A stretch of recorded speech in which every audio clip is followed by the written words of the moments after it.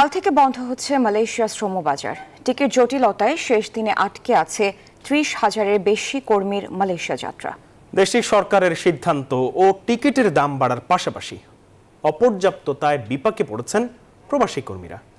ক্ষুব্ধ শ্রমিকরা বৃহস্পতিবার দিবাগত রাত থেকে হযরত শাহজালাল আন্তর্জাতিক বিমানবন্দরে ভিড় করে বিক্ষোভ করেছেন। আবারও বন্ধের পথে মালয়েশিয়ার শ্রম বাজারের দরজা। ৩১ মের মধ্যে মালয়েশিয়ায় পৌঁছালে থাকবে চাকরি। তাই শেষ দিনে মালয়েশিয়া যেতে শাহজালাল বিমানবন্দরে কয়েক হাজার বাংলাদেশির অপেক্ষা। সকাল থেকে ছেড়ে গেছে মালয়েশিয়াগামী ৩টি ফ্লাইট, রাত পর্যন্ত ছেড়ে যাবে আরও ৪টি। এসব ফ্লাইটে যেতে পারবেন ১৫০০ কর্মী। তবে শেষ দিনে টিকিট জটিলতায় অনেকেরই যাত্রা নিয়ে তৈরি হয় অনিশ্চয়তা।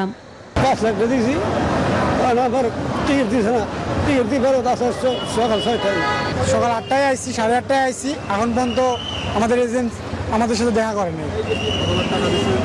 টাকা দিচ্ছি, ৬ লক্ষ টাকা দিচ্ছি। আমরা চড়া সুদে টাকা নিচ্ছি। আমরা চাচ্ছি সরকার আমাদের ফ্ল্যাটটা করে দিক, আমরা মালয়েশিয়া যে কাজ করে আমাদের পরিবারটা সুস্থ রাখি, এই ব্যবস্থাটা সরকার করে দিক, এইটুকু অনুরোধ রইল আমাদের। সবার অপেক্ষা শেষ হবে কিনা তা নিশ্চিত না হলেও শুক্রবার সন্ধ্যায় একটি বিশেষ ফ্লাইট পরিচালনার ঘোষণা দিয়েছে বিমান বাংলাদেশ এয়ারলাইন্স। ফ্লাইটে মোট ২৩১ জন যাত্রী পরিবহন করা হবে। প্রবাসী কর্মীদের ক্ষোভ,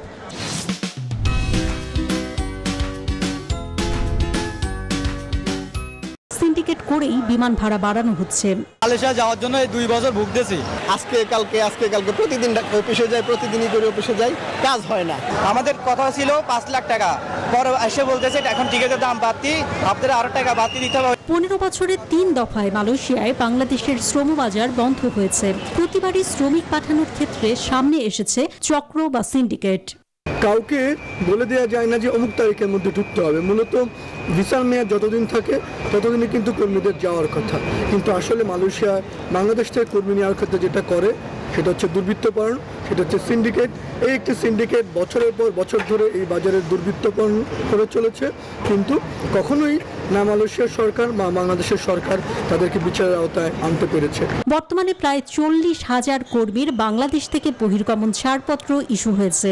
বাংলাদেশ থেকে মালয়েশিয়া গমনেচ্ছুক কর্মীরা উল্টো পথে দুবাই, কাতার, চীন, হংকং, সিঙ্গাপুর, ইন্দোনেশিয়া হয়ে স্রোতের মতো দেশটিতে ঢুকছেন। মালয়েশিয়ার বিমানবন্দরেও হাজার হাজার বাংলাদেশি দেশটিতে প্রবেশের জন্য অপেক্ষমান রয়েছে। অন্তরা বিশ্বাস, নিউজ 24, ঢাকা।